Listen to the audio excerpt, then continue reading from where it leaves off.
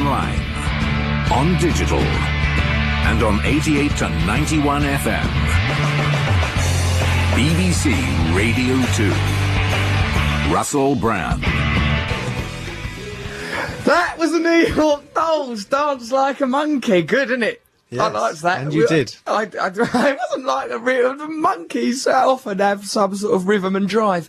You're listening to Russell Brand on Radio 2. Welcome to this year. I'm in a position to welcome people to a period of time. Well, there is a new year has happened, Matt. I thought I might mention it. I am Russell Brand. I'm here with Matt Morgan. He's in charge of these switches that run the desk and the buttons and that. You all right, mate? Brilliant. Rude health. Are you? I wonder how that even developed, rude health. Well, the idea of that idiom, rude health. It's weird, isn't it? Because, frankly, it makes me think of you sat there all flustered, nursing an erection. Yeah, I need to say There, well, I've said it there. It's a new year. Why shouldn't I say erection? It don't matter. It's just nature. It's Mother Nature, ain't it? You should never be embarrassed about sex, Matthew. Don't make it out that I'm sat here proud. I'm just saying I'm in rude health. I've got red cheeks. I'm happy. You should be a bit embarrassed about sex, actually. I see you do it once through a window. Awful spectacle it was. Blustery, flustered, hair across his forehead. What was that face supposed to mean? That was in the window. No, it wasn't, was it? Right, okay, so we've got loads of things to talk to each other about. Firstly, who's this Trevor Locke character in our radio studio? Trevor, hello, Happy New Year. Happy New Year to you. It's lovely to see you. So you didn't get any clothes for Christmas then, Trevor? What? Trevor's, again, dressed himself up as a dog's basket. Why are you dressed like this, Trevor? Really lack teeth. Impotent taunts. Impotent taunts? Because they don't have any reality. There's no ground to them. What do you want us to Did that do? used to be white, that top? This is pink. It's clearly pink. Trevor, it's not. It is clearly pink. We've It's turned all the lights grey down. and listless. No, it's not. Like bed sheets in a humdrum bed There is a little bit of a mark on it there. I've spilled It's something. grey and pink at the same time. What a ridiculous This way is to a Christmas approach a present. spectrum. Well, Trevor, I don't want to talk about your Christmas. I welcome you here. Happy New Year to you. right. I'm very glad that you've come and I offer you love. You concussed yourself over the Christmas period, did you? I did a little bit. I walked into a window in Tottenham Court Road, yes. Why would anyone do a thing like that? By Cry accident. for help. It's a cry for help. You poor, desperate boy. Feeble. Cry for help. Help me! You haven't even got the courage to open a vein, have you, Trev? I'll pop a few pills. What kind of suicide Don't say attempt is that. that? No, don't say that. Don't do any cries for help. Although, actually, on this radio show, we're going to help people. What we've decided Let's is... call it Cries for Help. Cries for help, lovely. That's nice. Right, this new item, what we've toiled over, is called Cries for Help. Should you need a bit of the old help, give us a ring on 0500 288 291 with your They've cry for They've help. got to cry for it. What do you mean, how? I think just go, help! Yeah. All right, well, that's not going to work, Matthew. You need to involve the telephone at some point. They can do that when they get through. They will go, welcome to a radio show. This is go, your cry for help. All right, maybe, Matt, but I think it might seem like overproduced. I don't know. We can don't try think it. So, but firstly, come on, let's ground ourselves in reality, because we've not seen each other for a couple of weeks, because that, the New Year's one was pre-recorded, wasn't it? But I think it lacked nothing for that. Except No, it's people brilliant. phone us. Good one. I was very proud of that bit of work we've done.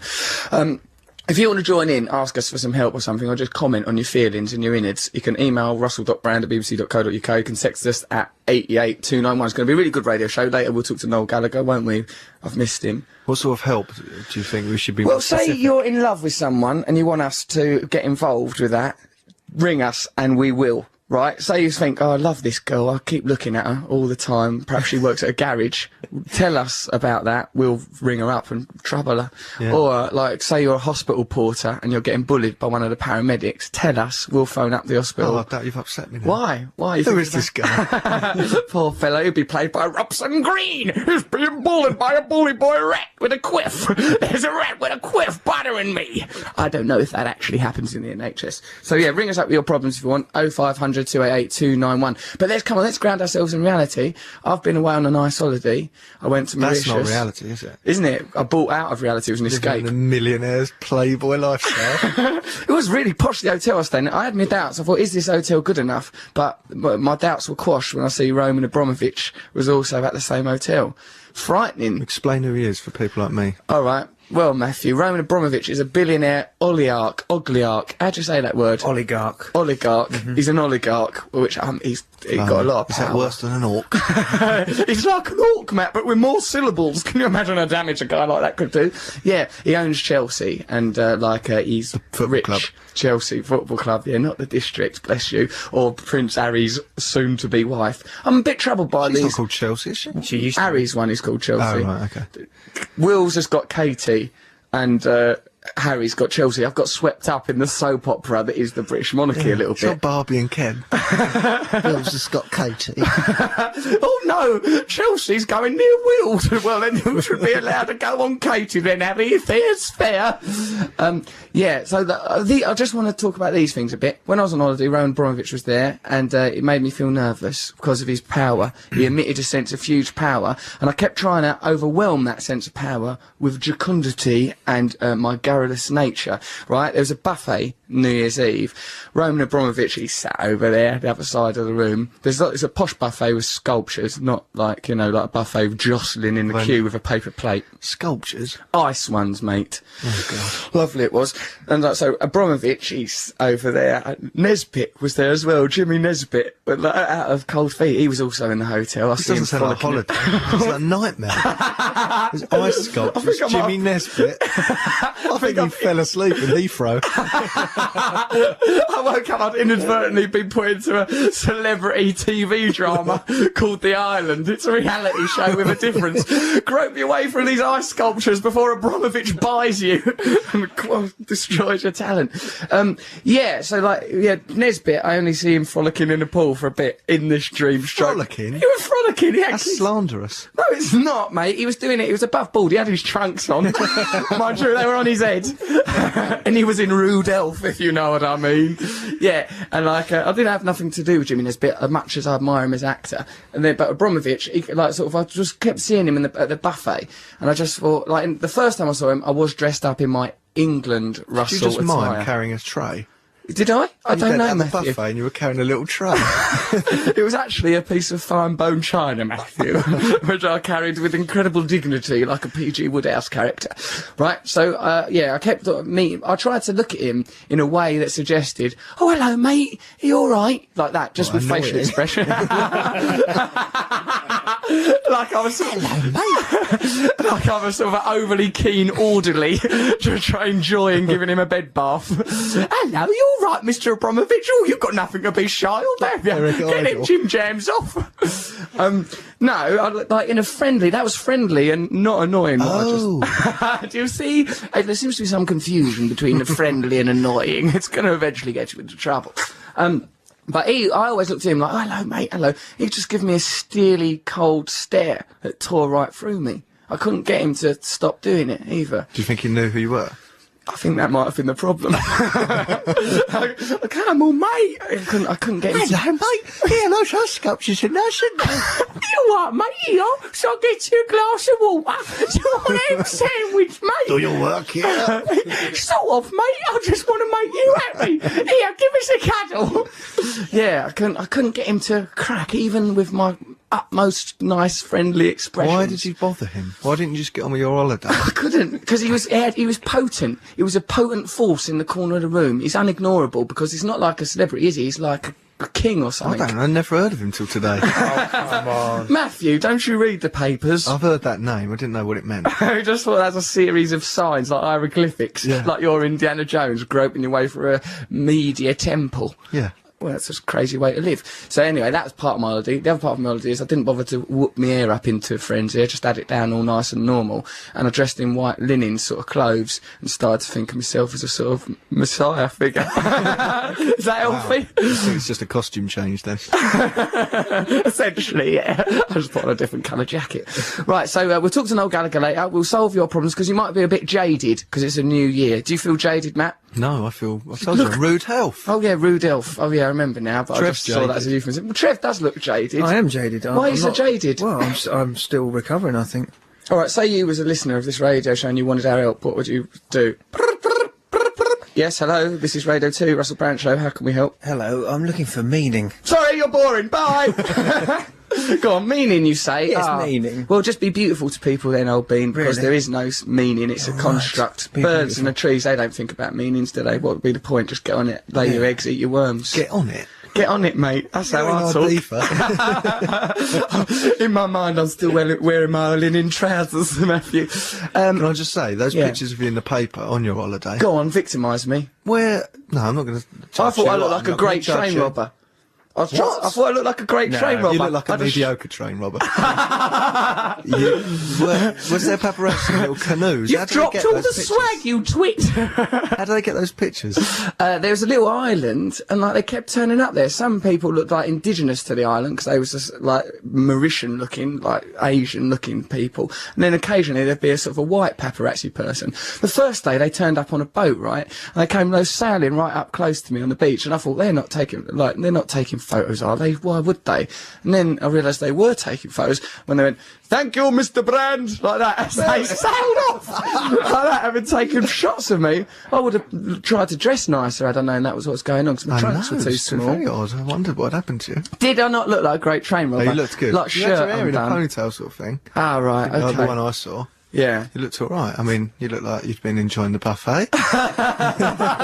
You vindictive fuck, man. I had illness when I was a teenager. No, you look very nice. Thank you very much. Right, should we have a record? Hold on, let's break the for record. about 2 months. How long It's nearly I can 2008. prattle on about nothing. Let's set a record, baby. Never mind playing them. I just want to, alright, when we come back from this record, let's all talk very seriously and not flippantly about our views on the execution of Saddam Hussein. I think it might be out of order. Yeah, let's listen to Rock This Town by Daniel Johnson. Bye, Daniel Johnston, I love you very much, but you won't stop singing. That's Daniel Johnston, Rock This Town. I like him, he's good, isn't he? Brilliant. Just don't try, does he? I don't know, the album's called The Late Great Daniel Johnston. Does that mean... Oh, God. Oh, no. Just as we found him. Oh, why? Why have you taken him? Take me! Take me! You're listening to the Russell Brand Show. I'm here with Matt Morgan and Cocky Trevor Lockie. We're trying to solve people's problems, really, when we should be thinking about our own. We've had some emails. This one's from Paul in Cornwall. He goes, "I'm 31 and need a girl. I'm well nice. Kind of look like Jared Leto, but less hairy. Help me, please, Russell, you sex whale." That's a bit paradoxical, because sex... fine. Whale? Why? Because unless it's that whale that came up the Thames and captured all our hearts. Other than that, whales are not sexy creatures, except to other whales. Sure you spell it whale with an H? It's got an H, yeah. And what do you mean, like sex whale? Like, yeah! Like a sex whale. Oh, God, never do that again. Come on, Matthew, you... Yeah! If ever you was going to come gay, that were the moment. So anyway, Paul in Cornwall wants to get a girlfriend. Who is Jared Leto? He's a tennis He's an player. American person. Right, well, this is a medical gentleman that you would assemble. It's not Jay Leno, you twerp, that big square-jawed... He is a sex whale. No, he's a tennis player, isn't he, Jared? Jared Leto. Yeah. Let's go with Trevor. Trevor knows who's that. He's an actor. He plays it. Trev, don't just say things. Well, he plays tennis, but he's You more don't know known as an about actor. him. Go and have a little drink, Trevor, somewhere. Go back and live at your parents' house, if that's how you're going to behave with us. He's an actor in a film called... What? He's an actor. Well, listen, it sounds like you look like a handsome fella, Paul in Cornwall. Just try not to worry too much. You want any girl, just walk up to a lot of them and be ever so polite and that. Cornwall, that's the problem. There's no sort of passing trade. Oh, right, he's at the end of the land. And also, this time of year, there's not much sort of tourist trade. Right. So he needs to get, I don't know, up to the Isle of Wight or something. Go to somewhere that's more of a conduit. Go to Birmingham, sit on the ball ring, like in a sort of a shack that you assemble yourself, and be bare-chested and just yelp, Paul. Yelp that you are J. Red Leto. Say that you are him. Yeah, that's that lad's problem solved. We can move on. Hold on, we've got someone on the line here that genuinely wants help, and we're going to help her. She's called Hannah. Hannah, are you there, dear? Hello. You all right, sweetheart? Yeah.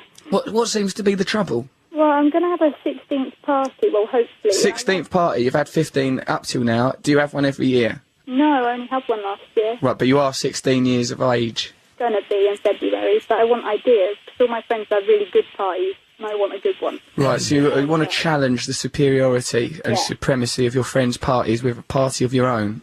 This is quite a serious problem.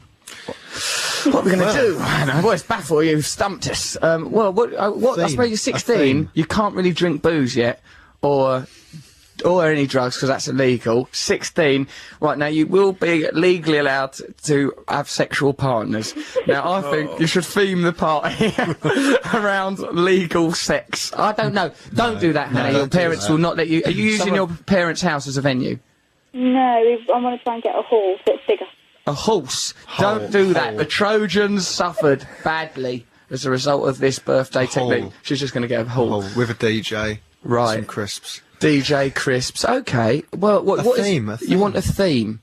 Yeah, I was thinking comedy, but then I sort of dress up as comedy people. Different like comedy for characters. example. Right, you could dress up as me or people from Little Britain or something like that. Why don't you have it themed around vampires? Because I suppose what you really want to do is heighten the mood of, like, you're 16, you're still essentially a child, but you're coming of age. I think you want to heighten the mood of danger. So dress as say it's a vampire-themed party. Why not? February. A masked ball. Masked ball, like That's in... good. Oh, hold on. A Venetian masked ball. That's a good idea, Matt. Right now, the idea of the Venetian masked ball is, like, we're all imprisoned by our identity, Hannah. Right? We think too much about the notion of the self. Don't write any of this on the invitation or nothing. Put this down, Hannah. Write it in a crayon right now, and then put a big greasy thumbprint on it and say, "Come to my party. You can leave your identity at the door. Put a bag on your head and give me a cuddle." Why?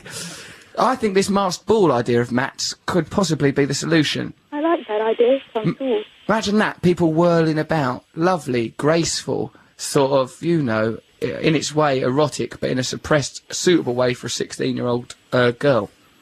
So what kind of people will be coming to your party? Your peers, will they? Yes, indeed. Them and then my family, because they want to come. We could send... Your family going to be there as well. Okay, they can come all masked as well. People won't know. But there could be an embarrassing incident where, like, sort of, perhaps your uncle will cuddle one of your friends too hard. And it'll be all masked. It could lead to an incident. Be careful of that. Never unmask everyone. Never unmask anyone. Let people like Batman or Judge Dredd keep your identity a secret at all times. And play games. Why don't mind games with people? Psychologically unsettle people as soon as they come in. Sort of say, just lean into people's ears and go, "You are weak." Right at the beginning of the evening. Get Trevor Do you want Trevor to come to your party? We'll make him if you like. You can all come. No, because remember... Russell, I think at this juncture you really should offer to go and perhaps do an hour's stand-up. That's a lovely idea. What a nice idea. I don't want to because it would be difficult for me and possibly embarrassing. But you'll be wearing a mask, Russ. You'll love it. No one will know it's you. I'm not an idiot. You can't do that, "Oh, you make a lovely cup of tea, make a cup of tea" technique on me. I'm a grown man. Now, alright, might send Trevor to your party, stay on the line afterwards and give details, but you can have a nice Venetian masked ball. It might spiral out of control in terms of expense. What's your budget? I haven't got one yet. Right, we can get sponsorship for it. We'll get sponsorship somehow. Don't let it turn into, like, the party from Eyes Wide Shut, which was an inappropriate festival of erotica. Keep it above board because your family's there and you are only just on the cusp of adulthood. Hannah, that is all the help we can give you. Leave details. We will force Trevor to come. What's the date? 1st of February. 1st of February, perfect. Trevor, you better get working on a mask. In fact, you can wear that all the time, as a matter of I fact. think you should wear a full body mask that has wheels. It's just in there. Yeah, let's cocoon him I'll up go in the horse. like a giant cigar. Hannah, thank you very much for your call. Has our advice been helpful to you? Yes, indeed. I think I might do that. She didn't cry for help. Oh, part of the theme of this item is you have to go, "Help!" Like to cry for help. That's the way we've themed the item, because, you, above all people, should respect themes, because otherwise, without that respect, you wouldn't have your Venetian theme. So could you go, "Help!" like that? Help! Really good. Thanks. Brilliant. This item works. Thank you very much. Take care. Thanks for your call. There she goes. That's Hannah Ogden. A good surname as well for young Hannah. Right. Hello, Mr. Brand. You are better than David Bowie. Well, that's unfounded. With much love, Sarah at Warwick University. Can you say hello to me and my friend Sam? Hello. Everyone is being boring. We are very drunk. Lovely. Nice. Well done. Hello. So, remember, right now, I riskily brought up the topic of Saddam's execution. I was hoping that had gone away. Nope, I've remembered it again. So now, let's walk along the knife edge of taste and decency with a discussion of a sensitive topic. I think it's certainly not right to film it, is it? And It's bad to film it. It's bad for people to jeer, and it was so... no matter what someone's done, if they're just about to die, let's give them some dignity. And Tony Blair's bad for not saying anything about not saying he's a cowardly leader, not a brave, noble leader such as we require.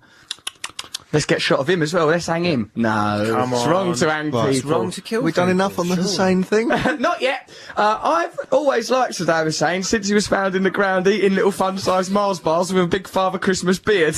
I've always thought, he's just like a lovely old uncle, right? Because I find it difficult to quantify the idea of the massive genocide of the Kurds and some of his international crimes. And I also think the people that give us the information are the people that wanted to nick his country for oil, so I'm mistrustful of it. And when I see him in court and that, I always think he looks all right. Now, you know, I'm sure he done bad things, terrible things. Send us some emails about that. But it's certainly not right to execute him in that fashion, is it? It's made me lose respect for the system by which we're governed. And remember, we're going to cause that revolution quite soon. This is more grist for the meal.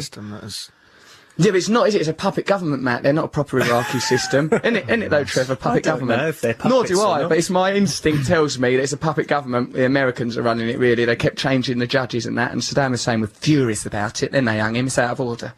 So there's my views on that. Brilliant. Sensitive issue. I think we got through that quite well. And I thought, Brilliant. help! We're ruining our careers! While you listen, somebody do something! I think that's alright. I didn't say anything particularly risque there. All those things are like public knowledge. Trev, go on, you've normally got a view on stuff like this, and you're sat there scratching your head like a chimp. No, I know. I have no view on it at all. Other than I'm very proud of you to talk about it, because no one talks about it, and I think it should be talked about. It's wrong what happened. It is wrong, because otherwise we must be on the side of beauty and righteousness. Yeah. Otherwise we're just contributing to killing people. It makes us feel bad. The flames, doesn't it? It makes it worse out there now. His supporters are now based on the fact that Russell thinks he looks all right. And like Father Christmas, Matt. Don't forget that, and that he had fun-sized Mars bars. I like that, because like he was living in a hole. So he thought, well, I like Mars bars, but it is a very small hole. I just have these fun-sized ones as a treat once in a while. I always think fun size, if that's not fun. It's a rip-off, Matt. It's one of the big rip-offs of our age. A big canoe that you could get in. Yeah, that would be fun. Or like a big house made of Mars with Hansel and Gretel sobbing in a corner. Lovely. Oh no, I feel sorry for them now. But it certainly isn't fun to have a time. Have a go at that witch. That witch? What have you done? Them up. You bloody done that to Hansel and Gretel. It was wrong. You're so topical. I am topical, Matt. I've got my finger on the pulse and I'm not afraid to take risks. In many ways, I'm like a comedy Donny out of the Towers of London. So, right, we'll talk about that in a minute if you like. If you've got a problem and no one else can help, and if you can find us, why don't you call 0500 288 291. This is Russell Brand. We're on BBC Radio 2. Go on then. That was my clear sign. No, I pressed it, but it's... What's wrong with him? Right, BBC Radio 2! Go on. Praise the Clash. Train in Vain, The Clash. Listen to Russell Brand on BBC Radio 2. We've been talking about some things that we're out of our depth with, like, for example, the execution of Saddam Hussein. We've had this email here from Ollie Spraggs, who calls himself Spraggo. That's not true. Well, look, right, Ollie Spraggs, open brackets, Spraggo17. Don't say his email It's address. only an email address. It's not Exactly. Might get... What's wrong with that? An email address? It's not like giving out someone's phone number, because then you'd have to have a human voice going, Ollie Spragg, I have your identity and details, and now I will make you feel intimidated and alone. But email, someone could write that, you just delete it. Don't you think? I mean... What do you mean? Well, if you get an email, a threatening email, who cares? Just delete it. He won't get a threatening one either. Well, let's see what he says. Right, Ollie Spragg. Right, we'll decide, Ollie Spragg, whether to compromise your identity on the basis of this email. Ollie Spragg goes... I think that Saddam Hussein did awful things, but I do not agree with the hanging. He is probably a horrible man, but I think that the state killing him is not a humane thing to do. Exclamation mark there, he's exclaiming that. The state that is hanging him is also committing a crime, really, isn't it? Love the show, Ollie. It's great, ain't it? It all exists in the same world. The horror of hanging a dictator and love the show. It's all part of the same thing. So, Ollie Spragg, do you think we should give... I mean, Ollie Spragg, it's not like we should, because I suppose often when Let's just leave his email. That was a lovely email. It was, actually. Ollie, you've contributed well, but if you do want us to advertise your email address so that you get inundated with... I don't know chicks, man. People. I just like that he's called himself Spraggo17 at then his address. Spraggo. It's good, I think. Good, yeah, that's good. Fair enough, Spraggo, me old pal, me old beaut. You're a lovely fella. So, anyway, aside from what, Trevor, what is it now? Do you know what this makes me feel? What I'm getting, actually, is nostalgia for dictators. You're getting nostalgic for dictators? Because think about it, when I was you a wouldn't kid, have that if you lived under one, dear. I know. They It's was bastards. It's obviously a very middle-class privilege, nostalgia for... It is, really. It is, yeah. For dictators. We've only just hung one. He wants another one. But look, when I grew up, there was Saddam Hussein, there was Gaddafi, there was Pinochet... Ceausescu? Exactly. He was a good well one. done, Ceausescu. It was always who's left now? Bay City Rollers. Oh, they were. Oh, weren't they awful? Dictators. Now, They made me wear tartan. who's left now? There's none left now. Have we got rid of all of them? There's none It's left. like it's African No, ones. Kim Jong, the Korean one. Kim Jong is Kim not so Jong-il. much. Is Kim it more Jong-il. of a king? Is he He's more a of a king? dictator. Oh, he's a bit of a dictator. He's a dictator. What about Robert Mugabe? Robert Mugabe. Mugabe, He's a Robert Mugabe. ra-da-da-da-da-da. And there's a good one in. Good one. There is Trevor, one. it's got Trevor, Panini shut up. sticker album of Dictators. Yes. Other sticker albums are available. There's a really good one in that Stan. There's a Stan that's got a really good one. What do you mean Stan? One of Oh, the well, like Stans. Kazakhstan. Not Kazakhstan. You'd remember that because of Borat. Turkmenistan. Turkmenistan's got a really good one. What's They've got- good about him? Oh, he's just kooky. He's really funny. He's got I'm one a really- kooky dictator. Don't do this, do that. You're killed. I'm a kooky dictator. He's just like Phoebe from Friends. He's really lovely. He's like contestant number 3 from Blind Date. He's a real wild card. He builds these funny shaped buildings and he's named the days of the week after members of Or his is it family. contestant number 3? Who's a dictator from Turkmenistan? Hello, if I come on this date with you, I kill you. Oh, I'm going to get a new act, etc., etc. But that's the nice thing about him. He doesn't kill anyone. He doesn't kill anyone. No, he just names the days of the week after his family members and builds funny buildings. And Is there names. still 7 days in the week? Oh, there's still 7. Have 10. Exactly. That's what he should do. Have different number of days, really. Let's really mix it up a bit over in That's a Turkmenistan. good idea. Matthew, what's wrong with you? Don't you like our new dictator? I think love. Trevor's read some book by Roald Dahl and believed it. Trevor, in this country, are there a load of bald witches that have conventions and a boy who turns into a mouse? How did you know? Oh, it's a lovely land. So we've got someone on the phone with a real problem. Let's learn more about dictators. I think that sounds like a lovely place. So there's probably horrible conditions, actually, No, Trevor. good conditions. That's the thing. Great conditions. The conditions are great. Yeah. Look at these conditions. I could stay here all morning. Just in a bathrobe, blowing off. Right, okay, look, we've got an email here in our new item. What's it called, our new item, mate? Cry for help. Cry for help. Help! It's good. We should make a jingle for that, shouldn't we? Right, let's just do the jingle live. Now it's time for our new item, Cry for help. Help! Well done. This is from Clarabelle. Clarabelle. Clarabelle's on the line. Hello. Clarabelle, you all right, darling? Hello, Mr. Brown. Good evening, boys. Hello. I see you've started this conversation in a seductive fashion. Why? Because your show is my 2 hours of relaxation on a Saturday. Well, it ain't for us. We work very bloody hard, love. Thank you Don't for rub our making faces in it. nice and relaxing for me. Oh, good. No, I'm glad you're enjoying You yourself. provide a valuable service. Yeah, also, we get to the heart of issues that matter. Like the execution of... Telegraph. Yep. So, okay, Clarabelle. Yep. Is that your real name? Yep. Sounds like it Mayhem rhymes Sister with something. number 2. What, darling? Mayhem Sister number 2. What is a mayhem sister? What's going on? I'm confused. It's me and my sister. Ah, right, there's 2 of you and you're Make a called little mayhem. bit of good mayhem, like good fairies. For example? I don't know. Right, you've having done nice nothing. Things, yeah. Well, Having nice things. Having nice That's things. mayhem. mayhem by any Good description. mayhem to lots of people. Well, listen, young lady, you better think of some examples of this mayhem, because people are going to start to think you're a liar. Now, you'll want to do this cry for help thing, because you need some help. Yeah. Well, you know it begins with you having to go, help. So, go on. I'm afraid you have to do it again, because I didn't hear the beginning of it properly. But it did sound good. Good, yeah, we'll accept that one. Okay, what is your cry for help now that you've made the cry? For years and years, since I was 18, and I'm much older than that now, Yes. I've had the same Joni Mitchell long strawberry blonde hair. Ah, yes, I can see that would be a problem. Yeah, and it's getting to me. So I'd like to go, I really, really want to be a bit more rock chicky. Right. But I don't know how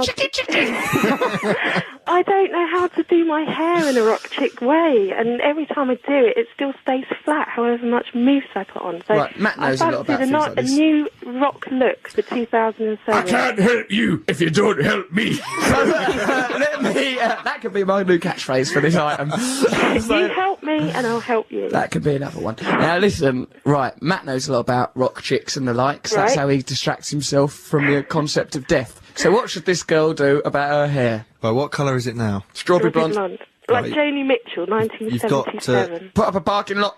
Dye it black.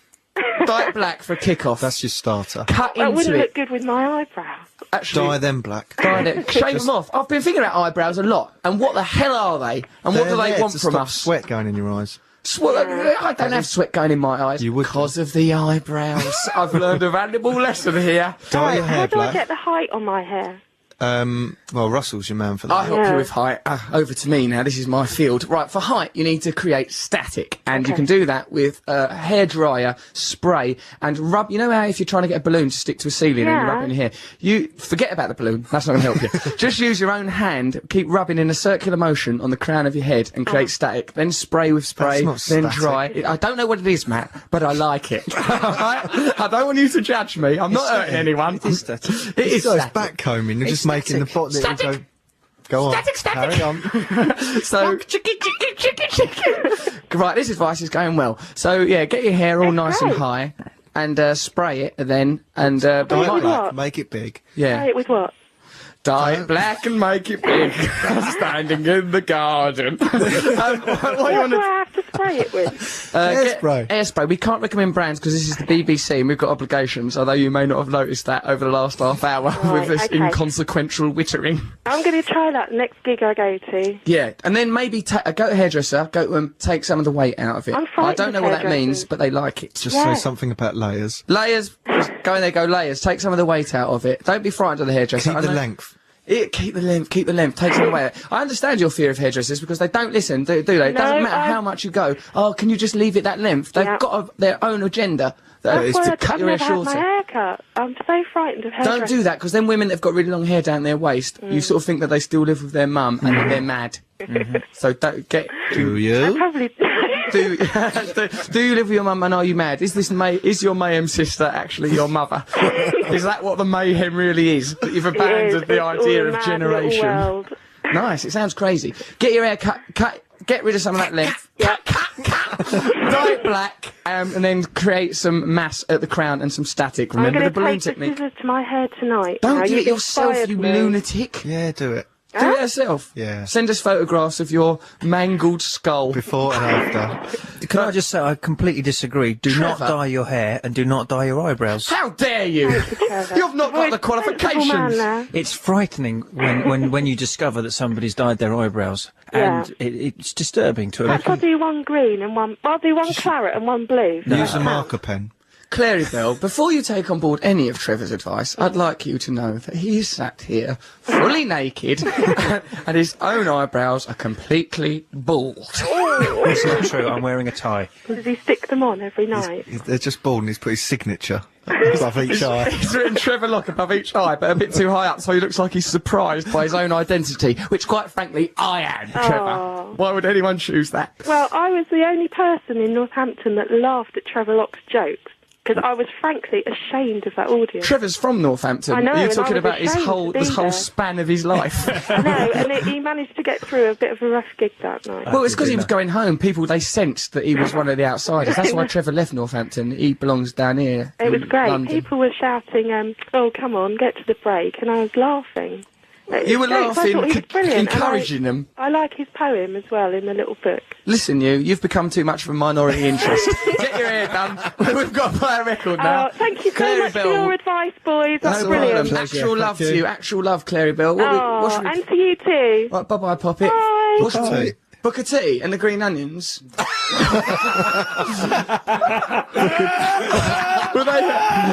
that not the right man? Booker T and the MGs, and the song's called Green. And the green onions is what he's singing. Yes. Is that There's no words in it really. It's instrumental. Is it that? That's match of the day. Right, who's winning? Booker T and the green onion. All right, don't victimise me. I'm just living my life. I don't want to listen to them now. I'm too embarrassed. All right, put them on. They better be good though. They are. You'll like it.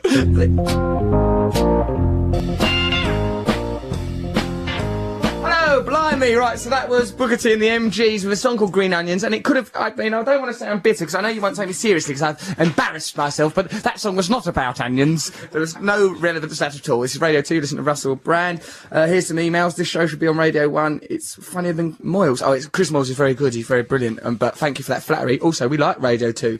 Better here. Nice, isn't it? And that's from... Oh, no, I wrote that myself. No, it's a genuine email. Okay, it's lovely, right, because we've got loads of emails, because we were talking about Saddam Hussein. So now I've got, like, some emails, and they're marked Saddam in red pen. Right, let's get on with the Saddam email, shall we?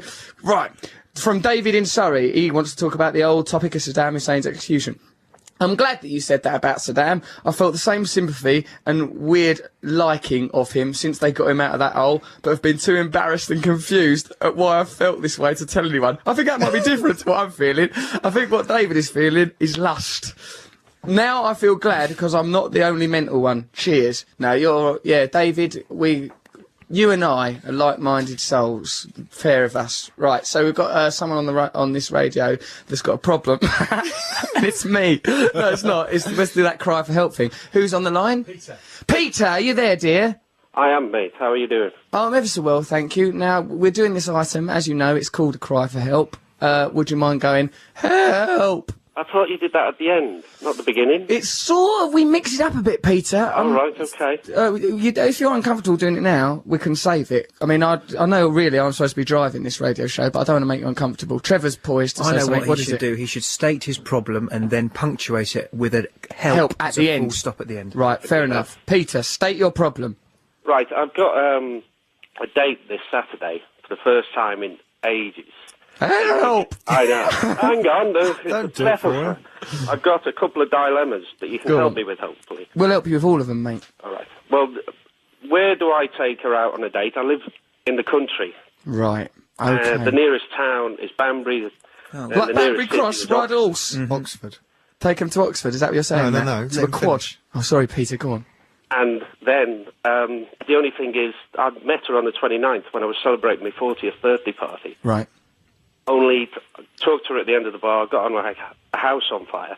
I don't know why people always think that's good, because if your house is on fire, awful business, really. You've got to worry about, which possession shall I take, in that cliched way. But anyway, you've got on well with her. You like having your house on fire, do you, Trevor? Exciting, right, well, I'm going to give your address out in a minute, and I hope that arsonists are listening. Go on, Peter. So you talked to her at the end of the bar, got on that house on fire, you've not been on a date for a while, so you're sort of edgy about that. What's this new bit of information you're about to say, old bean? I can't remember her name. Oh, no. Brilliant. Hang on, you've got her phone number. It's tough. You've got a phone number, though. Yes, we'll ring her. Each other, but I can't remember her name. No problem. No. There's an easy way. And how do I find out her name without looking a bit of a dork? Oh, there's so many ways. Trevor, go on, give one suggestion then. Well, there's the game. What is the game? Well, the game is you have to say, right, I bet my... Right, I'll be the girl. Let's act it out. Okay. Right, obviously, I'm going out of use, so I'm very, very unwell. I've possibly just been released from an institution, and I've got sick in my beard. Stop it. Go on then, Trev. Let's do the improvisation. Oh, hello, Trevor. Nice to see you, Trevor. You look nice today, Trevor, except for that jumper. It's odd. Trevor. Yeah, I don't know why you don't like this jumper, but I put it on especially for you. Anyway, you look lovely. Thanks. Have you seen what people are saying about the handwriting? What? Well, you just sign your name. Just sign your name. Right, okay. How did you do your signature? How did you do your signature? Oh, I do it like this. So hold on, Peter's got to go... I do mine like this, you see. So Peter's got to go to the date with a pen and a bit of paper, like an autograph hunter. Yeah. And then go up to it and do that. It's not a bad idea, Trev. Peter, what do you think of that idea? It's not a bad idea, but it's not normally what you take on a first date. It's not, is it? It's not, is it? It's what a weirdo. Trevor would have a pen and paper. Though, because you're doing a little bit of a game. The other thing is... It is peacocking. Now, Neil Strauss, writer of the book The Game, would say that women like stuff like that, where you show little psychological techniques and things like that, because it shows added value. Thing, when you go, hello. Yes. Could you write a name on here? No, don't say it's a bit like that. Too early. Never say it like that. Say it. You're Trevor, excited. You're sharing something. Al Capone. You're sharing something. Always be different. Never be like everyone else. That's easy for you to say. You look like Alan Bennett and Alan Jones have been quarrelling in a tumble dryer. Listen, why don't Peter? Right, I know what you mean. That's a bit obvious, isn't it? Straight away, write your name on a bit of paper. He's never said help yet. Say help. Yes. Peter, you've not said help. Help! That sounded genuine. We've got to help him. All right, so, okay, right. So Trevor's got a technique there, but it might look a bit obvious unless you've got a really nice spangly pen and a sexy notebook, which will in itself make you seem intriguing. Okay. Okay, yeah, but that's, too, that'll be a challenge for her. Matt, have you got any ideas? I would walk straight. I'd go in and go, Yeah. terribly sorry, I've forgotten your name. No way. Matthew, that's a bad atmosphere created. What are you talking It's about? not, because this Oh, is he's what you honest, do. he's honest. It looks awful. Shh, let me finish. You do that, and then when she goes, oh, and she's a bit embarrassed, and then she says her name, you go, Yeah. and then, because I was thinking this, and I was thinking, well, maybe I could do this, and then you've Right, got you've the got a eyes, lovely and story. You've got, it's not, It's too early, it's it's too not a early. sin to forget someone's name. Have you had sex with her, Peter? No. All right, fair enough. It's not that bad. Okay, so let me. Okay, you've spoke to at the bar. Have you got any? What are the suspects for the names? Have you got any inklings? How many syllables do you think it is? It could be Sarah, but hang on. Listen, it was my birthday party. You know that I couldn't. It's Sarah. It is Sarah. I think your instincts are good. No, we're going to find it out. We'll phone her up on her number and go, hello, is that Julian? And she'll say no, and then we go, what is your name? Patricia, Debbie. Well, just go through names, Matt. You bungling. Go straight. You might as well get Inspector Clouseau. Go, who is this? Because I've got your number, and she'll go, oh, it's me, it's Claire. She'll be frightened, the terrifying man. We could get Claire Jones, who works here, a girl. We'll get a woman to get a woman to do it. And say, brilliant. I'm WPC. I'm afraid there's been a terrible accident. Now tell me your name. That's great. Peter, we're going to actually genuinely, practically help you with this matter. We're going to get someone to phone her up. All you've got to do is entrust this lovely woman, your only possible chance of happiness. You've got to entrust her number to us, a bunch of idiots. Are you prepared to do it, Peter? Yes, go on. Well done, well done. That's good. I'm glad that you trust us. Don't tell us. And Trevor took a pen out, either to ask me to write down my name so he could try and pinch me bum, or expecting Peter to say a woman's number live on radio. You idiot, Trevor. It was a jokey joke. Well, let me tell you, it was a disgrace. All right, Peter, so someone will talk to you afterwards. It'll be Claire Jones. Now, Claire Jones will be the person we enlist to get this name. Then what we might do is try and match-make you on air. We're working with this item as we go, Peter. You know, we're working this up. It's going to be okay, though. I've got a good feeling about this woman. I don't want to get your hopes up, but I reckon the two of you are definitely going to get married. How about... You don't need a hat. How about the thing that... Where do I take her? Right, okay, right, you're in the countryside. Now, you could go to a dogfight. The adrenaline, the thrill, the passion, the illegality of a dogfight. No, not a dogfight. Matt, have you got any ideas? Countryside, what goes on there? Countryside barn dance. You literalist idiot. Trevor, have you got any ideas? Well, Banbury is quite a lovely town, isn't it? How far are you from Banbury, Peter? Oh, it's only 10 minutes.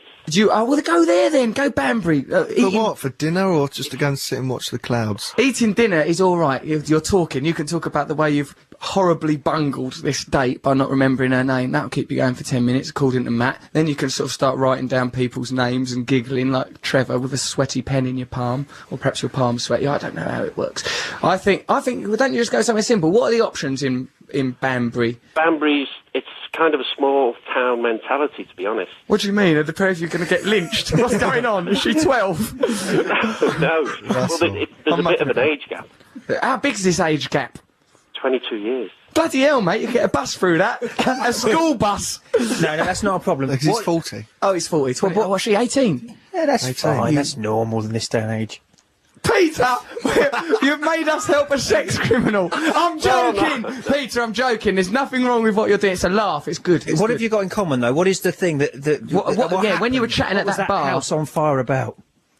What is it? Well, she lives in the village I used to live in. Oh, right, of course. And we just talked about what goes on in the village. Yeah. Okay. I mean, you got to bear with me. I was a bit drunk at the time. Oh Christ! Hang on. What, Matthew? I'm worried about this girl. Why are you worried about the girl? Because he can't remember her name, he was drunk.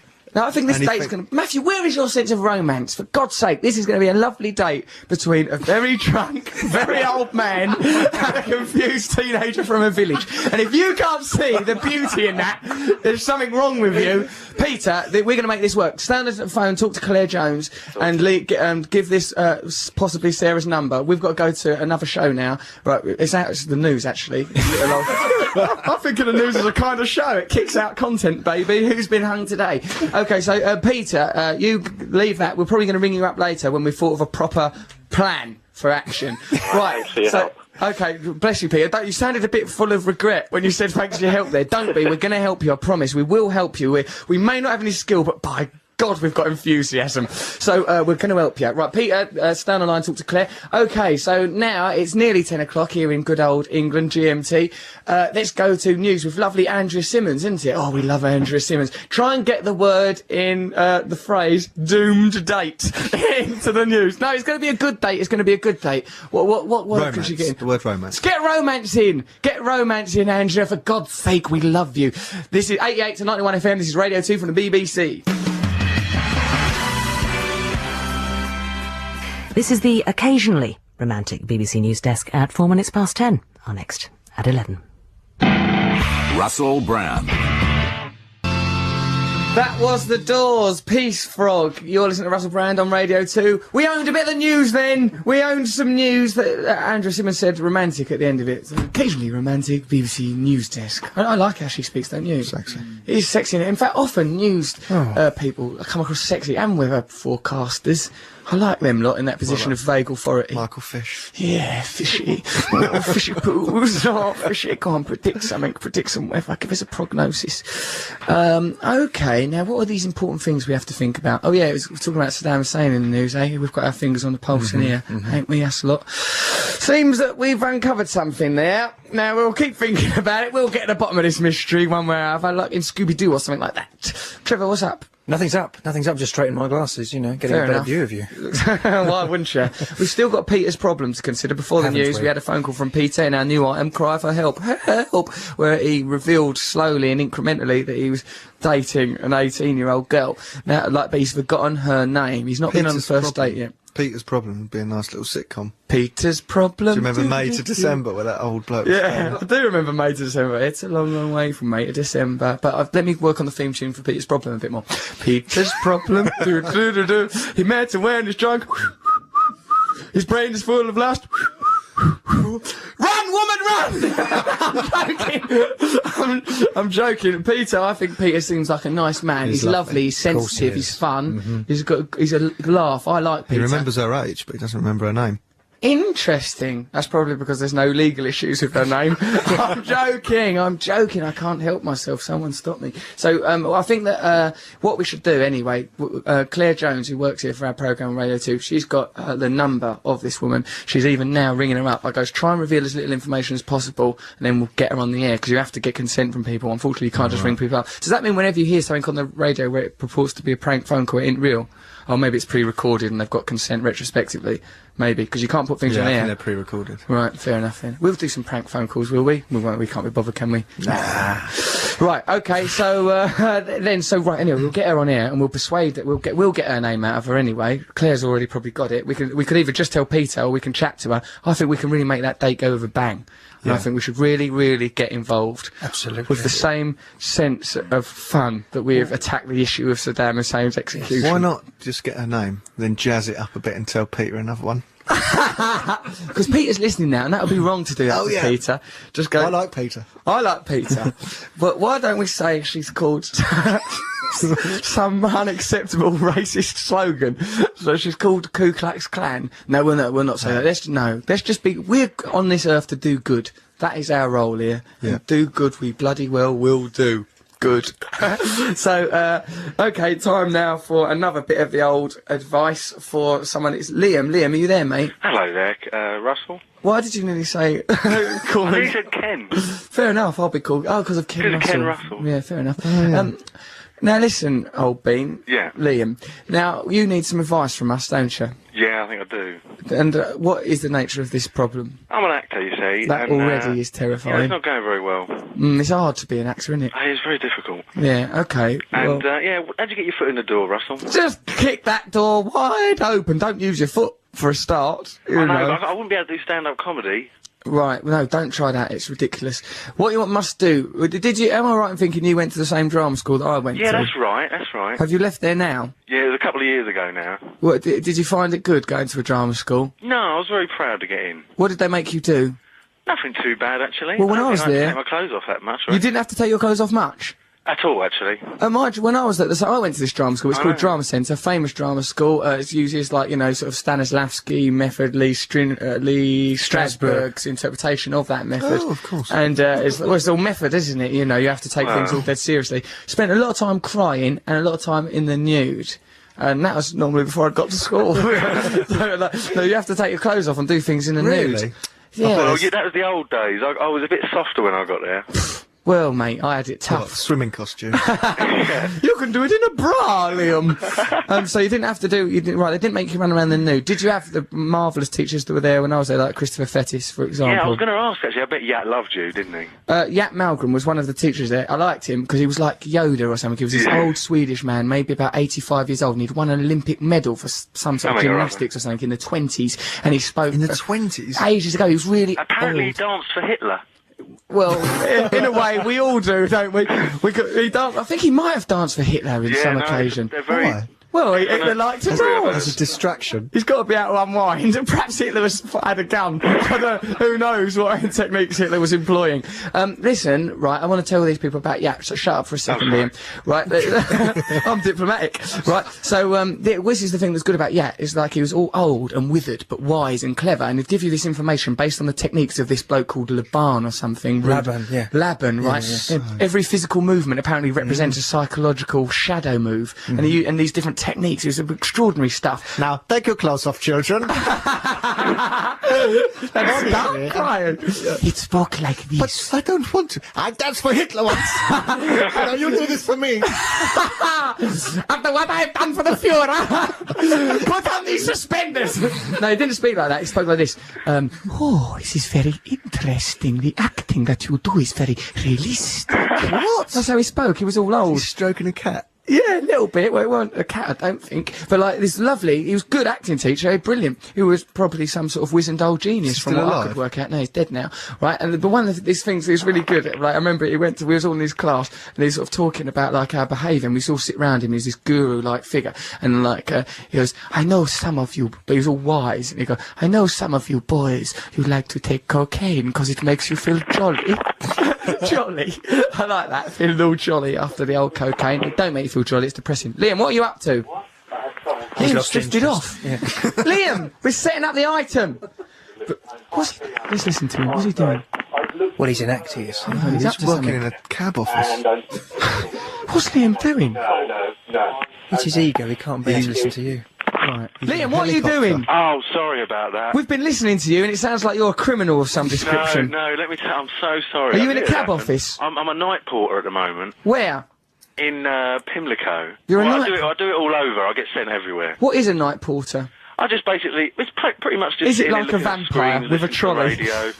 Look at... It's like, what, so security work? It's kind of security work, yes. It is when it's nights. During the day, you're more saying hello and all that. Well, you're not concentrating. What if there's a discrepancy or a crime or something? Well, I've got the screens here, and an alarm would go off, to be honest. Well, you've made yourself defunct, Liam.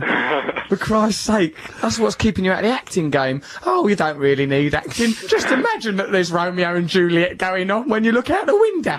But Liam, what you need help getting into the acting business? Yeah. Right. I've got an agent in that, it just ain't I just wonder kind of little tips. I'll give you a tip, mate. It's autonomy. If you have to just get on with what you're doing. Write yourself. Can you write plays? Yeah, well, I've been trying. Write one, write a play, and then you also, have to... there's a girl's birthday party, a masked ball going on. There's a masked ball, they're going to need entertainment. Ceremonies. You can write, we know about a masked ball. You and Trevor Locke will be performing this scene from D.H. Lawrence's Women in Love, where they wrestle all nude and that. It's going to be brilliant. Oh, that's a good idea. Right, so you can go that masked ball, leave your number with Claire Jones out there, and we'll arrange that bit of acting work for a kick-off. Then you can work on writing a play about your experiences in life, then put it on somewhere like Hen and Chickens in North London, England. Then we'll come along and see it. If it's any good, we'll get some agents to come and see it. What you have to do is be active. Don't just wait for the universe to throw stuff at you. Write things. Be active at all times. Oh, that's lovely That's advice. rich coming from him. What do you mean? You're just on drugs. Write stuff. Keep a notebook, keep a diary. Keep bus tickets, stick them in a book. Then you'll remember where you went that day. You can show it to your kids. Listen, when I was on them drugs, I was trying my hardest, mate, traipsing around London. I wrote a play based on the Tibetan Book of the Dead, which I'd never read. It goes, right, it'll be about the afterlife, and put it on in Pimlico, actually. Like Pimlico School, let me use a room there. Yeah, it's eerie. They goes, right, right, you can use this room, put a play on. Then we cast loads of actors, and then, then I got bored of that play because it was a catastrophe, because I realised it was not well written. We had this Australian actor. It was good, the casting process. They had to come and do acting in front of me and my mate Matt I had then. We was a couple of charlatans, we didn't know what we were up to. But we cast it, rehearsed it for a couple of months, then thought, this play's not good enough. Yeah, we kept rehearsing it to put off having to do it. We'll just keep rehearsing it, then we won't actually have to do it. But anyway, after only 15 years of that, I eventually got a show on digital television. So, it is worth it. So, yeah, just do say help. Liam, you ain't shouted help yet, mate. Oh, help! I like hearing shout help. Does that mean I'm some sort of sadist? Probably, yes. So, that's your help, mate. Leave your number with Claire Jones. You're off to a masked ball to be a master of ceremonies and do some nude wrestling with Trevor Locke. It's going to be a great party. I don't know where you're going to wear your masks. Thanks for your call in. Take it easy, mate. Ta-da. Right, what should we have a listen to? Pixies. Let me have a choice now. Listen to Baby Shambles, Albion. I like him. He's had a hard year, that lad. People going on about him, victimising him. He's a nice fella. Oh, right, all the way up there. I can't get to that. You can get to it, Matthew. Just try it. I'll cover. No one will even know nothing's gone wrong. Oh, hello, listeners. Good old life, eh? Sometimes you just think, what's the point? I've got an email here, actually. It's about May to December relations. It's from someone reckoning they're called Maggie. Hey, apparently the rule of thumb about dating someone younger than you is the youngest they can be is half your age plus 7. Just thought it was an interesting formula to gauge any moral ambiguity. From Maggie. Half your age plus 7? Yeah. Half your age plus 7. So she'd have to be 27. She'd have to be... Oh, poor old Peter. But she's 18. Don't worry about that rule. No, it's not about maths. Charlie Chaplin used to marry all sorts of people. And Jerry Lee Lewis. But people have 2 ages anyway, don't they? Ooh, what do you mean? Their actual age and their numerical age? What? Well, I mean, do you reckon people have got some sort of soul age? Yeah, exactly. They have their age that they are in years, and then their eternal age, like you're however old you are. How am I? How old am I? 14. Before language has been developed, clearly. No, you're 14. Woohoo! 14! Months. In your face! How old's mine? How old's Matt? Matt's 14 as well. What? That's why we get on, because we're a couple of 14-years-olds. He's born for boffin. 14 years old you are. That's alright. Yeah. We're alright, Matt. We're living the time of our life. How old are you, Trevor? About 70. You old codger. No, I'm 14 as well. Everyone's 14. But I'm just think everyone's 14, I'm Trevor. a shy 14. Most people are 14. This is probably people to get you out of situations that Peter's about to get himself into with his techniques. Oh, everyone's 14, aren't they? Silly. Very silly. Very silly. No, but sometimes you meet an 8-year-old who's about 60. Well, I don't, Trevor. You do on spelling What, them withered ones, like that film, had Robin Williams in it? Oh, well, what, you mean that they've prematurely aged? No, I'm saying that they're emotionally, psychologically, their personality is older than their kids years. who live with their nan. Oh, yeah, they're great. Nan kids. Yeah. Yeah, they talk different. All right, Spectre's a bit nippy out, isn't it? Probably the weather will change soon, Nan. Oh, they like that.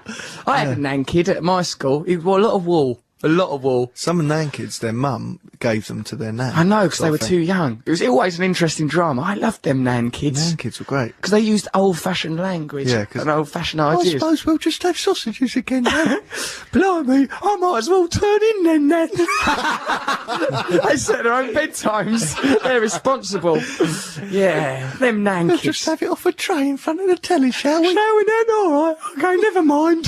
Yeah, I like those little guys. Right, this isn't an album for that's Baby Shambles. I like this, and I think he's had a torrid time with it, that lad. Because people say, like, he's clever and bright and funny lad. Just play his record. Have a listen to it.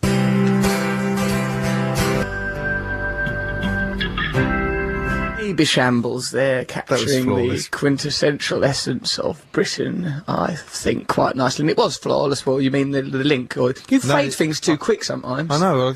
You're aggressive. I didn't know when you were going to start talking. You're gung-ho, Matthew. I'm not. You are gung-ho. Right, we've got some nice emails here. Thank you guys for putting a big smile on my face and for saying goodbye to the TV on Saturday night. By the way, has the revolution actually started yet? It has actually, yeah. We're sort of starting it. The revolution is constant. Why? You just looked at Trevor and Trevor looked at his watch.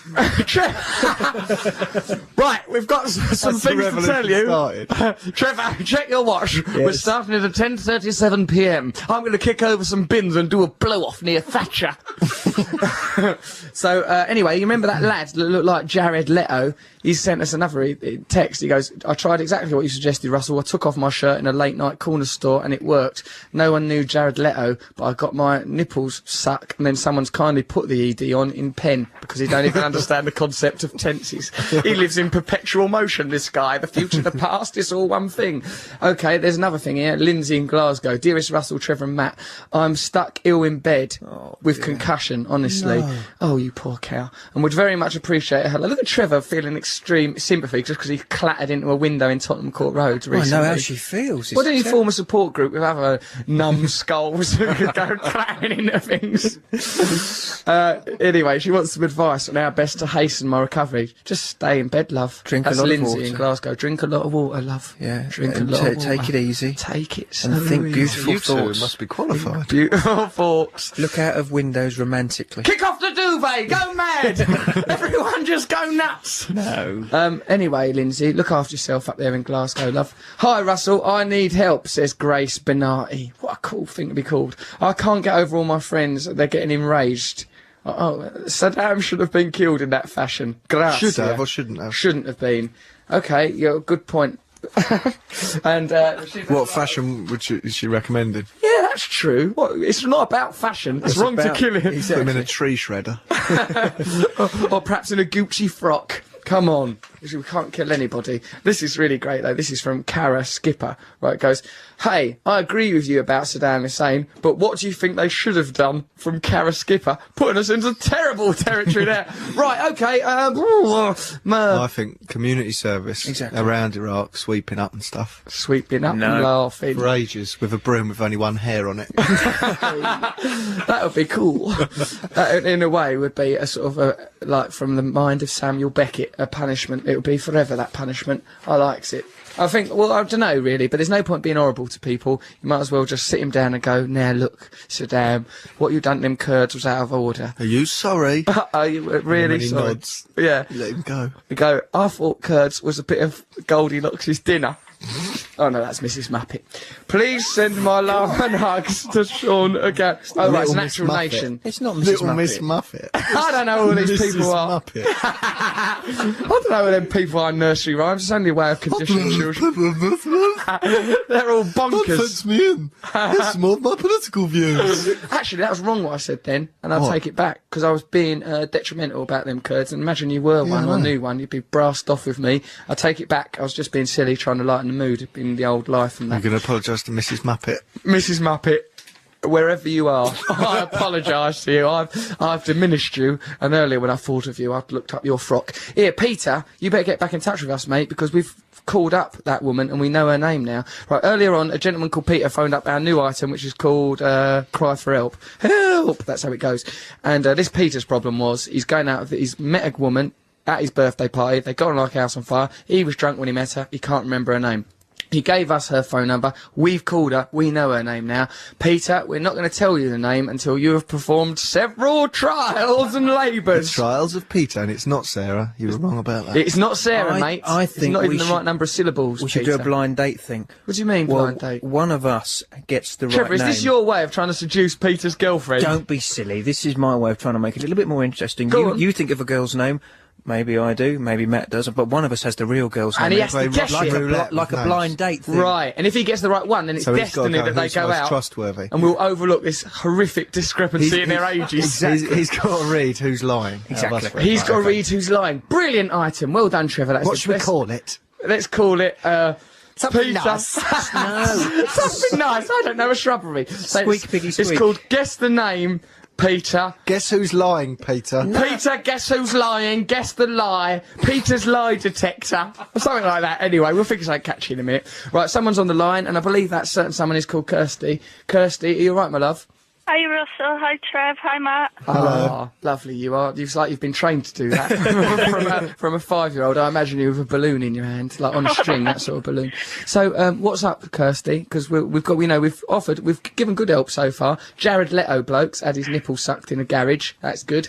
Peter, we've found out the name for Peter. He'll probably be on the line soon. We'll be able to help him with his problem, with his mystery girl. Don't give away name, even though I've got it in my brain. I keep nearly saying I've the name. forgotten himself. Me too. I've forgotten it already. Yeah, but you two never knew it, did you? Yes, we Yes, we did. We all know it. I remember it. Deep down, we all know it. Deep down, we know everything, don't we? We're all one. Now, Kirsty, what are we going to do about your problem? First of all, let's find out what it is. What is it? I just lack self-confidence, really. Oh, you poor little sausage. No, you don't. You phoned up a radio station. That's a good start. Good point. Well done, right, a lot already. of people wouldn't have the guts to do that. Yeah, Kirsty, so already you mustn't doubt yourself as much. Now, what makes you think you're not confident, my lovely?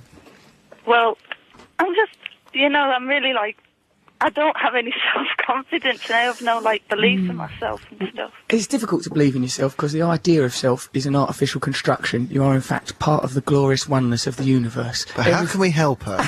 Listen, I'm helping her. Shut up, you. Everything beautiful in the world is within you, Kirsty, and everything. And there's a lot of meaningless nonsense that we believe in, sort of things that I live my life for. Celebrity, showing off.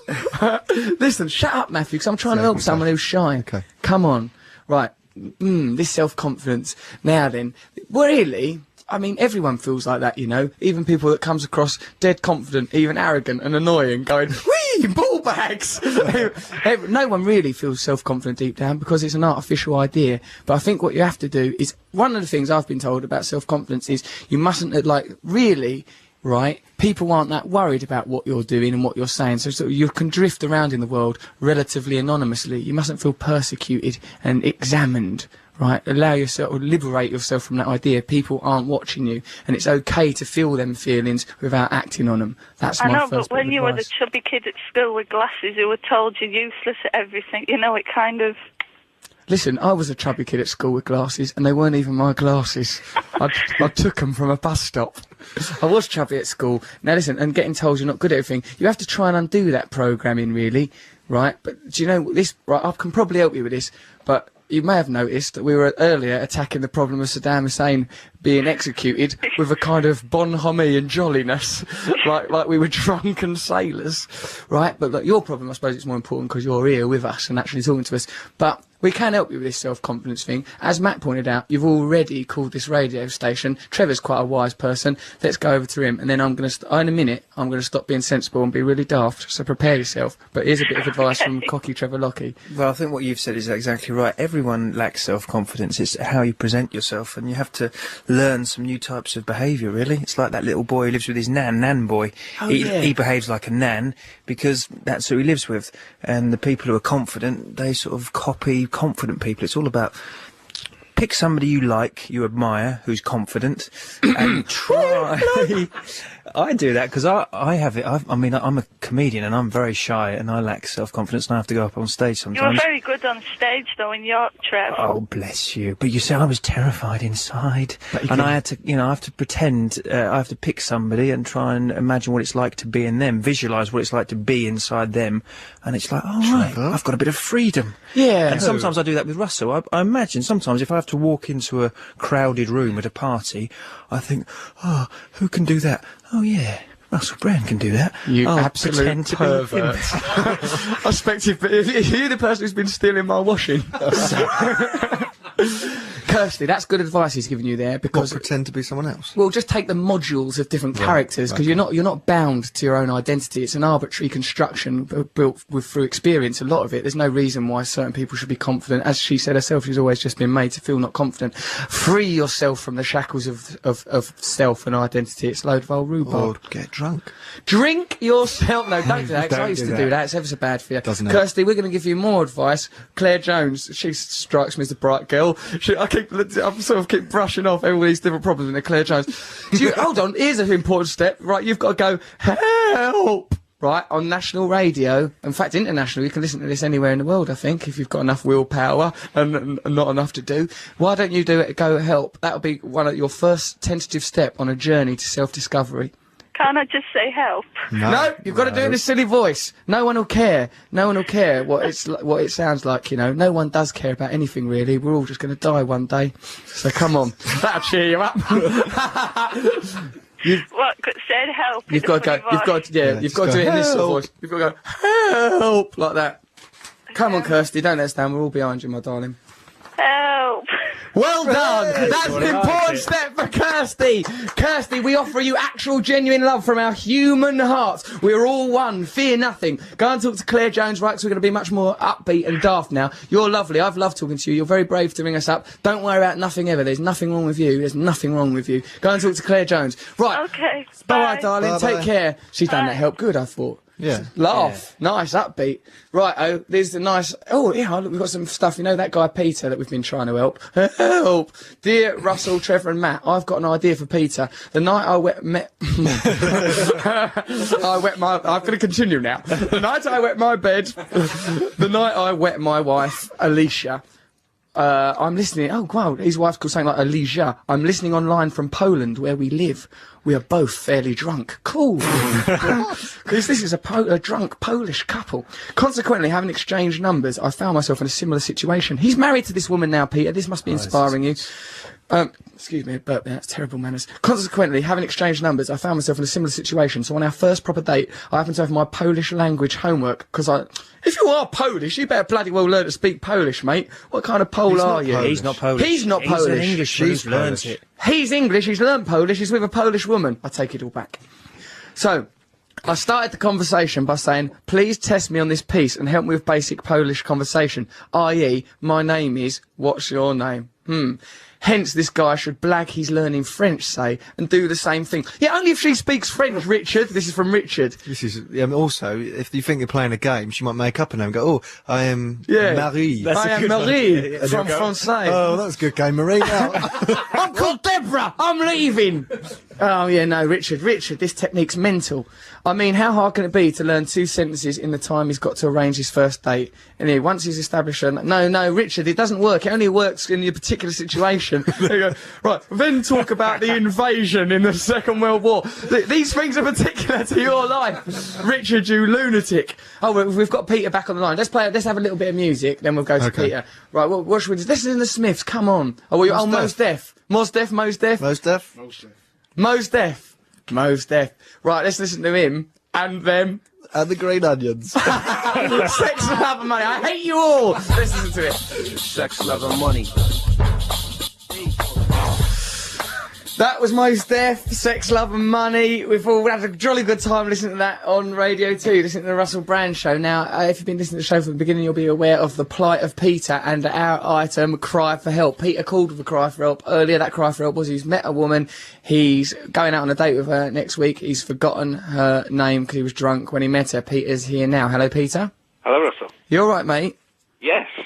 I didn't expect twice in one night. I haven't done that for years. Well, let me tell you, it's a pretty regular occurrence round our way. So, Peter, Peter, darling. So anyway, we've been on a blower to Mystery Girl. We now know her name and identity. She's not 18 anyway, she's 28. I know. I got all confused and nervous about being on the radio. Well, you mustn't. I've used up all my compassion with Kirsty. Snap out of it! Pack your ideas up, son. It's me and Matt come round and kick your head in. We won't bring Trev, he don't like violence. No, not really, there'll be none of that rhubarb. Now, Peter, so anyway, we now know Mystery Girl's identity, and we're doing this thing called, it's a bit like Blind Date, really. Should we just call it Blind Date? No! Each of us is going to tell you a name, Peter. If you guess the right name, then you're meant to be together and we will help you. If you get the wrong name, we're going to destroy that relationship somehow. Is that what the game is? We've got a number, so we can just phone up and go. Yeah, but we got the number off of. Oh, right, so we can. What? We can just phone up and say we're him and go. Oh, hello. All right, I'm Peter. I like your Harris.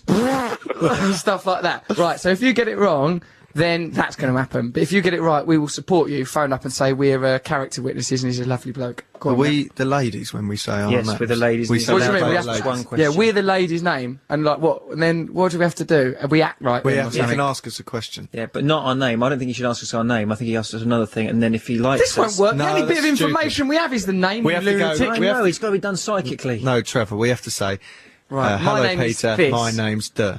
You met me the other night, my name's this. Right, okay, that's how the game's going to work. I'll go first. Right, Peter, are you ready for this game? Yes.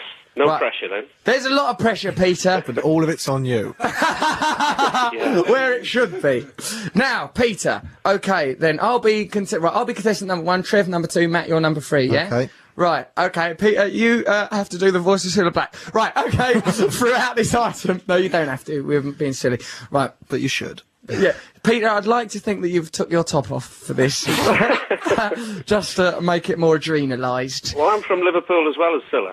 Oh, you're from Liverpool, Right, go a bit higher then. Right. No, don't make him do a silly voice. He's under enough pressure. All right. No, don't. The company's doing well. Right, okay, so I'm contestant number 1. What is my name? All right. Lady voice. All right. Oh, hello, Peter. My name's Anna. I really enjoyed meeting you the other night, and I can't wait to see you again for a boring date in Banbury. Banbury. What's it called? Banbury. Banbury. That's that one what skidded on the ice. What a sucker he was. All right, so anyway, that's my character, right? Okay. There's no point asking the question. You just have to work out whether that's the name or not. What was the name? Just do it high-pitched again. Anna. So, now, Trev, now it's contestant number 2. Mystery contestant number 2. Lady voices, Trev. Oh, hello, Peter. Well, I enjoyed your barroom technique the other week. Let's hope you'll turn out to be a friend from Banbury and not a friend from Bunbury. My name's Is that an Oscar Anita. Wilde quote? Yes. Okay, go on then. I've said it. Do it again. Do the name again. Did you read the name, Peter? My name's Anita. Right, okay, so that's contestant number 2. Now, Peter, are you concentrating? I am. Right, and now it's time for contestant number 3. It's played by Matt Morgan. Go on then. Hello, Peter! He's the wacky one, he's number 3! She's off her nut! Hello! I love meeting you the other night. My name's Angela! Woo, yeah! You were really drunk! Okay, Peter! So, will you choose number 1? It's Anna, she's just a woman or something. Or it's Anita, played by Trevor, built up a part. Or will you choose crazy number 3, Angela, played by Matt there quite well. Peter, it's over to you! Right. It's got to be between number 1 and number 3. Ah, interesting. 1 and number 3. Why would you say that? What do you like about number 1? Was it because it was so well acted by me? Well, I was hoping you would give me a 50-50 or something like that. I don't know. We can't keep plundering all these game shows. We'll probably get Celador will probably sue us. I'm leaning towards number 1. You're leaning towards number 1s. Okay. Well, Anna. You think that it's going to be Anna? Well, is that your final answer, Peter? I thought it was Sarah earlier. Yeah, you thought it was Sarah, mate. You was too drunk. You shouldn't be allowed to go out in public. That's the conclusion I'm reaching. So, right, okay, right. You're right. You think so far that it was gorgeous number 1, Anna? Yes. Is that your final answer, Peter? Are you going to stay with that? Should it be? Well, let's help him. No, it shouldn't. It shouldn't be that one. It shouldn't. We'll give you another chance. All right. Well, then must have been right with my first one, number 3. Angela! That's right. The sexy Angela. Yes. Well, look at what you could have won. What should we do? Because, look. Or by process of elimination. Yes, the last one. What? Or by process of elimination. Yes. If it isn't number 3, it's or definitely number 1. 2. This girl really made an impression on me. She really touched you, didn't she? Yes, Peter, the correct answer is number 2, Anita. Yes. Oh, Peter, true love. Like a detective, wasn't he? Oh, isn't it beautiful the way he deduced it, man? He was like Sherlock Holmes. Okay, so, Peter, what, you didn't remember it? I thought that the name Anita, it would resonate with you on some level. Didn't she say it at some point? Now you mention it, yes. Peter, oh Christ, this date, I'm worried. I think it'll go well. Now, what I do like is it's Peter and Anita. Oh, yeah. A ring. It's got a lovely ring to it. That's a good way for remembering it now, Peter. Yeah, right, it rhymes with your own name. So when you turn up flustered at this Bernie Inn in Banbury, just remember, it rhymes with my own brain name, Peter Anita. Don't call her Geeta, or, I don't know, just Anita. She's called Anita, Peter. Is there anything else we found out her name for you. We've done good there. Is there anything else you want to know? Do I have any dignity left with her? How did you find her name? We just goes, this is the Metropolitan Police. We think you're being tracked by a pervert. You better give us some information or you're in grave danger. No, we just goes, oh, I don't know, I didn't make the phone call. Claire Jones done it. It works here. We don't even know. But what we might try and do is ring her up. She's out at the moment, apparently, till around 11. So, we're going to try and ring her up later and get her on air, just meddle more. But I think you're going to be okay. At the moment, I don't know how much she knows. She might not know that you've ballsed everything up and not remembered her name. You might be okay. So anyway, Peter, we've given you a right bit of help there. Do you think that we are a lovely bunch of guys? Yes. Well, there you are, Peter. It's been a pleasure helping you. Will you do that help thing once more? Help! Well done. That's Peter, everyone. Okay, so, yeah, good old life. Thanks for the help. Shall we listen to, right, that's no trouble, Peter. Thanks for your call, mate. You're listening to Russell Brand on Radio 2. This is Repeat to Fade, the shortwave set.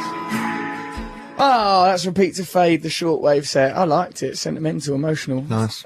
Oh, you're listening to Russell Brand on Radio 2. We've done some good in the world there. We've done a lot of good. A lot of good. High five? What? High five? All right, I'll try. Hold on. No, we don't have to. Oh, come on, let's do it. Yeah, all right, come on, Trev.